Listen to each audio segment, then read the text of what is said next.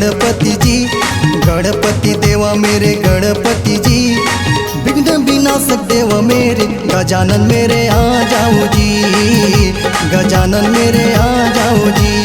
गणपति देवा मेरे गणपति जी, गणपति देवा मेरे गणपति जी, विघ्न विनाशक देवा मेरे गजानन मेरे आ जाओ जी, गजानन मेरे आ जाओ जी।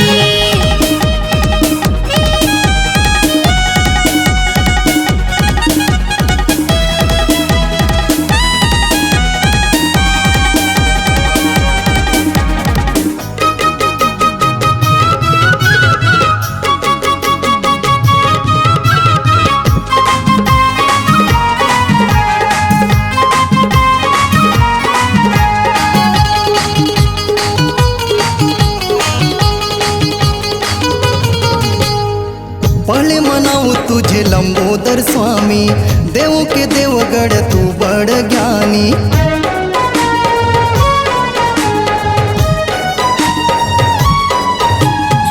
दुखियों के दुख हरता तू वरदानी, देव निराला तेरी महिमा निराली। प्रथम निमंत्रण आपको गौरी पुत्र गणेश, जो भी करे पूजन तेरी कट जाते हैं कलेश। लड्डू मेवा भोग लगे गणपति जी, लड्डू मेवा भोग लगे गणपति जी, संत करे सेवा तेरे गजानन मेरे आ जाओ जी, गजानन मेरे आ जाओ जी।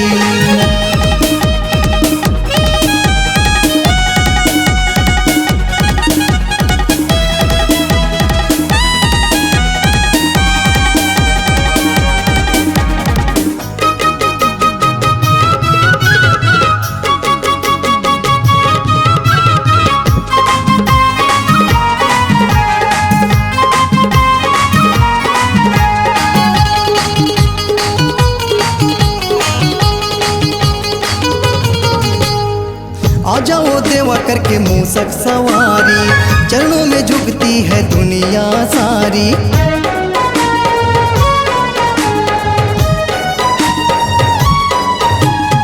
आ जाओ देवा करके मुसवा सवारी, चरणों में झुकती है दुनिया ये सारी। विघ्न हरता तेरा नाम है, दुख हरना तेरा काम है, ये देवा तू बिगड़ी तो बना दे, बारंबार तुझे प्रणाम है। घर आओ देवा मेरे घर आओ जी, घर आओ देवा मेरे घर आओ जी, दर्शन की आस है तेरी गजानन मेरे आ जाओ जी, गजानन मेरे आ जाओ जी।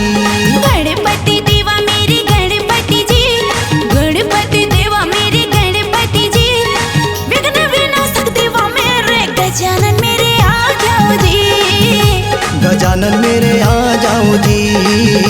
ओ बाबा मेरे आ जाओ जी, गणपति मेरे आ जाओ जी, ओ देवा मेरे आ जाओ जी, गजानन आ जाओ जी। आपकी आवाज ही आपकी पहचान है।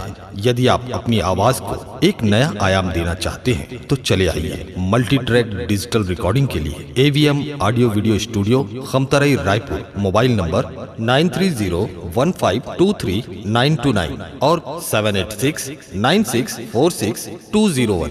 यदि आप नए एवं पुराने गीत सुनना चाहते हैं तो avmgana.com में जाकर गाना फ्री डाउनलोड करें और YouTube चैनल में AVM गाना और KK कैसेट्स को सब्सक्राइब करें।